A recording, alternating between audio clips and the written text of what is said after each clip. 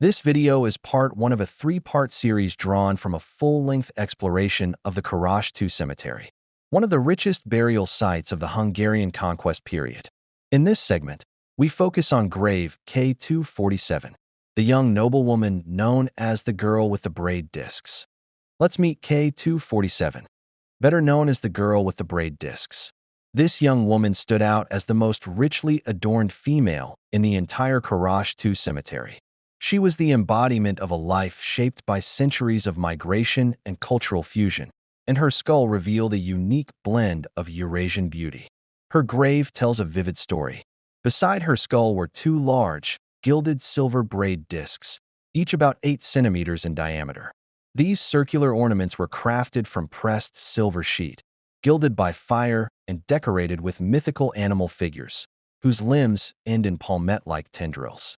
Interestingly, the two discs were not perfectly matched. One was more worn and damaged, hinting that they were crafted at different times. These discs, with their zoomorphic motifs and steppe-inspired creatures, are considered among the finest examples of 10th-century Hungarian adornments. But her display of wealth didn't stop there. Grave 47 also contained a suite of gilded silver mounts and studs, once sewn onto her kaftan-like dress, decorating her from collar to hem. Rhombus-shaped ornaments likely trimmed the neckline of her underdress, and smaller circular pieces adorned the sleeves or chest.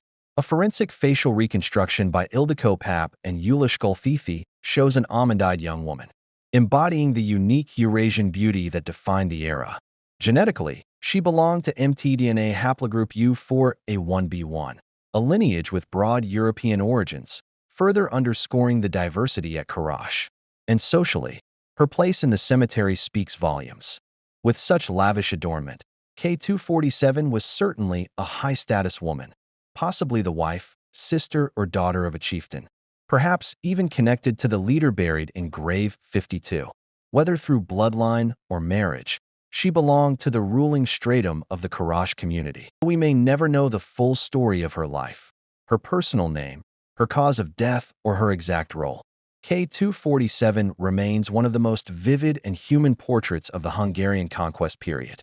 A noblewoman wrapped in silver and myth, caught between worlds, embodying a culture forged at the crossroads of East and West.